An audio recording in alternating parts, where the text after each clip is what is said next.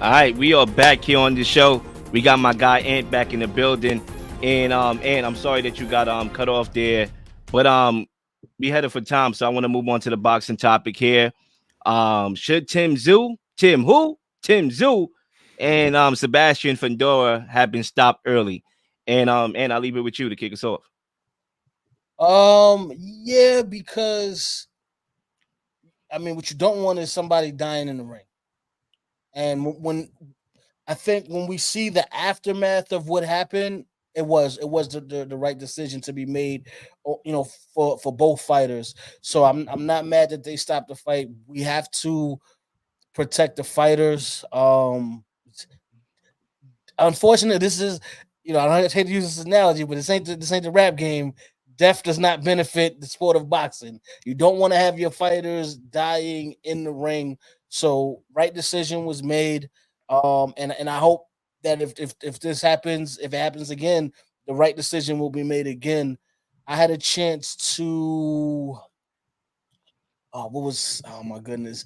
I gotta think of his name. But I did an interview with. Oh my goodness!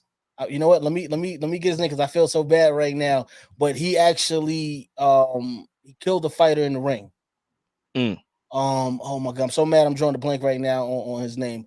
I know the guy he killed was an Asian fighter though. I'm gonna get both of their names for y'all. But you don't want to have a situation where a fighter dies in the ring. And like I said, based off of the aftermath of what went down, it was the right call to make. Yeah, man. Zay, you want to go or you want me to go? All I can go. I'll go real right, go quick. ahead. I think Ant hit it on the nail. But in terms of this fight, it was the ref maybe should have stopped it early. And I think understand like nuances of what's happening around the arena, what the referee is caught up in within the arena and the ring itself. The fight was so good, you didn't want to stop it. The fight was so great, it was electrifying the entire arena, and they wanted to keep it going, the bloodbath of this match. And I think the ref maybe should have stopped it earlier to prevent, like Ant said, anything from it could have happened. They could have been a catastrophic, fatal injury that that we would have been talking about today, just off the strength because the ref didn't stop the fight early enough. And that's something that everyone has to live with within that arena, the referee, the judges, everybody. And I think that's something that we need to focus on. I think it's important to protect the fighters from themselves more so because, like I said, you don't want a death in the ring, and these fighters are prepared to die because they want to win so bad. They urge to win so badly. And I think even boxing years ago, there was like endless rounds. Whoever goes down, that's when they lose. That's when the winner is his hand is held. And then I think the rounds were like way longer than 12 rounds and in 3 minutes. It was like it was going around 15, 16, 17. Like it's like stories of where Muhammad Ali was going. It was like round 15. Like, what you mean round 15? It was only 12. The hell you talking about round 15 for? So it's like it's craziness how stuff like that is happening. But yeah, like I said, it should have been stopped earlier. But like when you're watching it, you're like, damn, these guys are going back and forth. I want them to stop it, but at the same time, it's like, I don't know. Like it's kind of crazy. Yeah, the reason was let me say this, Lil, because I got his name and I want to put some respect on his name. So I was able to chop it up with Ray Boom Boom Mancini, who is the reason that they changed those fights from going up to 15 rounds and brought them down to 12, because of his fight with Dooku Kim, who wound up dying a couple of days later because of brain injuries that he suffered in that fight. And that was the cause of the change in those 15 rounders and being brought down to 12. No, thanks for the history. Thanks for the the input there and the perspective. I think for me, when you talk about this fight and should it have been stopped, I try to put myself in the fighter's shoes and the team shoes. Tim Tszyu, he won the first two rounds, clearly. And you're talking about everything leading up to the fight, the PBC card, Amazon Prime, and how everything went smooth, right? It was quick in and out of the rings. I mean, the fights ended early, and then we're waiting for this big fight that on paper was supposed to be the best fight of the night. Tim Tszyu was up. He got a cut at the end of the round, literally at the end of the round. He got the cut because of an elbow. And it's like, damn, like, how do we think about this going forward? Because think about it, like that cut happened at the end of the round. There's not really a lot of time to really analyze, what's happening at that split second, because it's like, you got to make that call either immediately, or you got to see how the injury progresses during the fight. And then he showed heart. That's what Tim Tszyu do. And then next thing you know, the rounds are going back and forth. It's not like he's not showing life, but he is getting outworked. It's like, you let the fight go on. Yeah, I could have seen where it could have got stopped and went to a no contest, and then you do the rematch. That probably would have ended up better for Tim Tszyu long term. But it's hard for me to really from that perspective. But I do want to give a quick, recap of the fight. I thought that Tim Tszyu was set up to fail prior to the cut. When you talk about Keith Thurman, he was supposed to fight him, and that's more of a boxer. Now you're fighting a guy that has serious size and let advantages. That's on 12 days notice. That's an adjustment on itself. And then you combine the cut, and I'm not gonna lie, Fundora, he did use his length and height, to his advantage. He always kept the jab pumping. He stayed on the outside.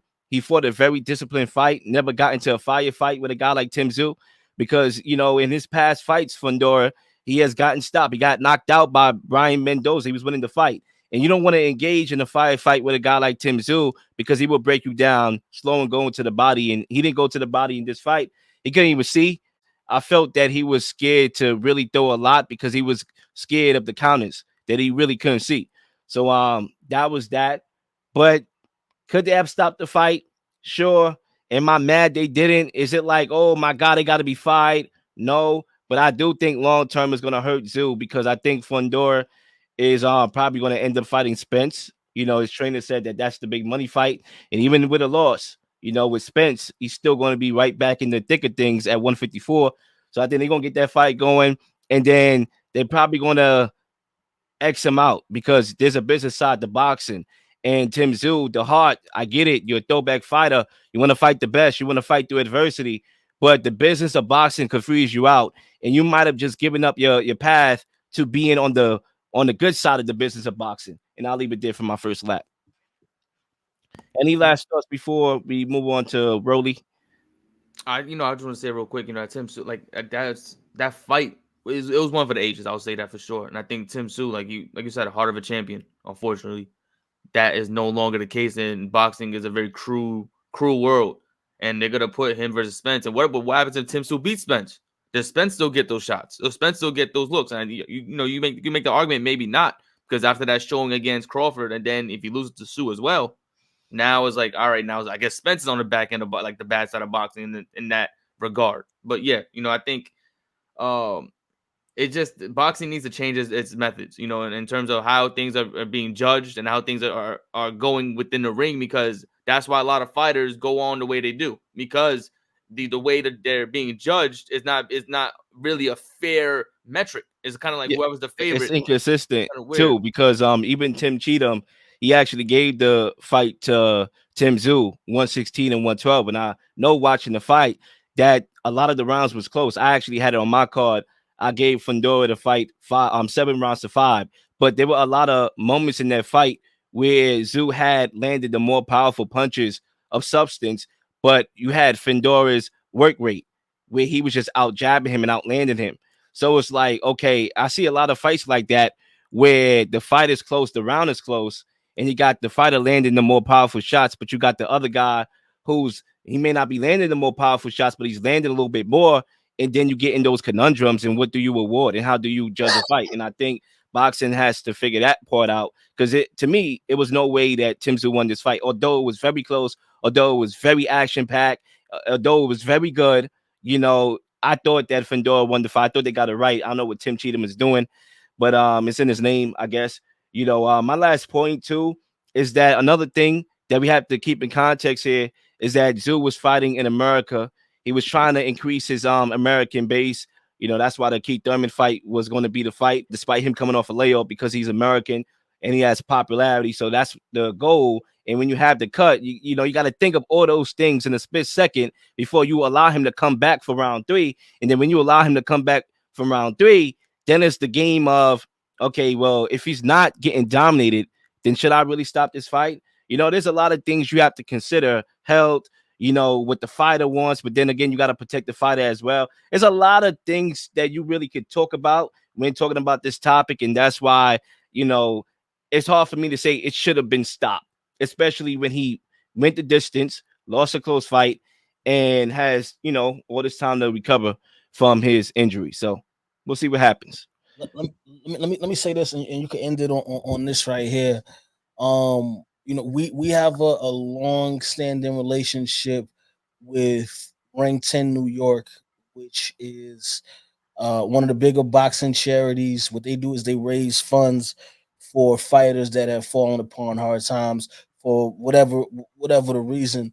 But when you see a lot of these fighters later in their lives, and I'm not even talking about 2, 3 years out of the ring, 5 years out of the ring. I'm talking about when you see these guys 10 and 20 years outside of the ring, outside of after finishing a career in boxing, and you see a situation like this, you really want to be thankful that the fight would stop, because I've seen a lot of fighters where it's like, oh my goodness, and I'm talking about some of the best fighters of certain generations of boxing, and when you see them now, and you kind of feel like, damn, maybe if one of these fights was stopped a little sooner, this fighter would be better off today. So I'm always going to be for pushing that safety for the fighter. So I do want to commend them for doing what they did. Yeah, I mean, I also want to commend lastly here Fundora, because he literally got knocked out against Mendoza in his last fight and immediately jumped back into a title fight of this magnitude. And he had a broken nose in the fight, and he overcame adversity and he made the adjustment. So it wasn't only about what happened to Tim Tszyu and how it could have affected Tim Tszyu. Yeah, I watched the fight. I saw what happened at the end of the round, and I saw immediately how Fundora built that momentum. But at the same time, you have to credit Fundora for making the adjustments, fighting a safe fight, using his size to his advantage, his length to his advantage, staying on the outside, never engaging into a firefight, and winning the fight like that. Winning the fight boring, even though to me it wasn't a boring fight, but you won it the way how you're supposed to win it, Yeah. and you never went for the fancy home run. I'm gonna try to knock you out, aggressive style. You fought smart, you won the fight, so I think he should get some credit here. And we'll see what happens with Tim Tszyu going forward and Fundora going forward, because guess what, he has options. But anyway, They're both going to be out for a little while though, because they're suspended yeah, I saw until that too. Pandora until September, and Tim Tszyu until May, I believe. Okay. Just because of the injury sustained, not like when no doping suspensions and nothing like that. I just want to be clear. That's a good point to bring up too, because when you talk about Tim Tszyu and maybe not having an immediate rematch, then now you allow Fundora to either fight Terrence Crawford, which is going to be a mandatory for winning the belts, but he could vacate the belt, or fight Spence. Then now you're kind of in the back burner a little bit. So yeah, it's hard for me to say either way, but I don't think him going forward with that fight and losing that fight is going to do him justice as far as the business side of boxing, but we also have the health side of things as well. So let's move on to the co-main before you leave, Ant, real quickly here, and I'm gonna keep it with you. What's next for Rolly Romero after losing Isaac Cruz? I don't know if y'all ever seen Mr. Brown on Madea, but Madea used to always tell Brown, she'd say, "Sit down, Brown, sit down." That is time. Rolly, you gotta get sat down. You got sat down. You got rolled over. Now we done seen you get knocked out by Tank. And now this one, the fight, they had to stop the fight. I mean, that man was doing what's the chubby checker dance? He was doing that dance in the first round, and he was ready to go from the first. Left foot up, Yeah, left foot side. lucky Yep. that the ref stopped that fight. That was one of them fights where Nah, he it should was. be thankful that the ref stopped that fight. He needs to humble himself. He needs to get back to the drawing board. I don't know if that means he needs to work with some new trainers if he's going to continue to fight, because that man didn't know where he was after that fight. He did not know where he was at, and with the amount of trash that this brother talks, you would think that he has a Mayweather record with the amount of trash that he talks going into these fights.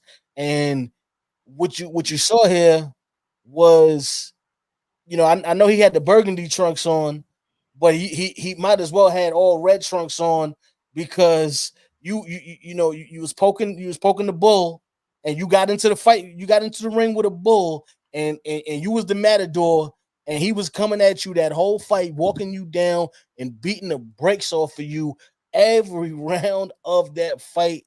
He got to sit down. That's it. Sit down. That's all I'm gonna say. Yeah, I think so too, man. Maybe podcasting, he got that fan base. I mean, look, not all losses in boxing are created equal. And I think when you talk about the loss to Gervonta Davis a while back, it seemed like his stock went up even after the loss.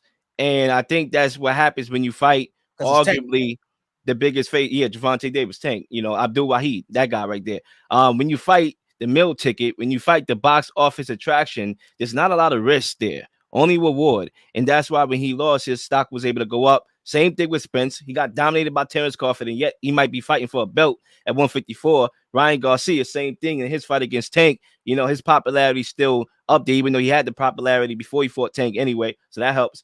But I say that to say this fight right here, losing in this fashion to Isaac Cruz, is a bad loss. And it's no coming back from this one to me. And I think when you look at Isaac Cruz, I understand he gets a lot of pushback because he throws a lot of overhand lefts and rights. But at the end of the day, this guy's aggressive and he keeps on coming. He keeps on coming. He's aggressive. It's a fun style to watch, even if it's very basic. And he didn't have the head movement like Gervonta to fight a guy like Isaac Cruz when he's on the attack. You got to display good boxing skills. You got to display good head movement to avoid those overhand shots. Isaac Cruz is not an easy person to land on because he's small and he's aggressive, and it's hard to land cleanly on a guy like Isaac Cruz. That's why Tank almost broke his hand, literally broke his hand when he fought him. So it was going to be a phone booth fight, and my question going into the fight was, will he be able to handle the pressure of the Isaac Cruz attack? And clearly he had no answers when he got hit with a left in round one that really put him on the skating rink. Where my guy was trying to survive for dear life. But salute to Isaac Cruz. He won the fight. And 140 is looking like a very interesting, I would say, division because you got a lot of names there. I think a lot of overhyped fighters, if you ask me, but they are names, and we'll see what happens if he continues his career at 140, which I assume he will. It's just amazing how we're seeing all these power punchers now getting decimated. Everybody that's just a one-trick pony that they have no technical skill in the ring. They just all getting beat up one by one by one. It's crazy to see. I'm glad boxing is getting back to its technical roots of just pure combinations and the intelligence in that ring. I think Rolly Romero needs to learn how to defend himself, and that's the problem. He just knows how to swing on people. He don't know what happens when he gets swung on. And clearly, Isaac Cruz, Gervonta Davis, the guy before, I forgot the guy's name, and I felt disrespectful. The boxer before him, he looked like he won that fight when they raised Rolly Romero's hand. So it's crazy in this situation. You're talking about Barroso. Correct, thank you.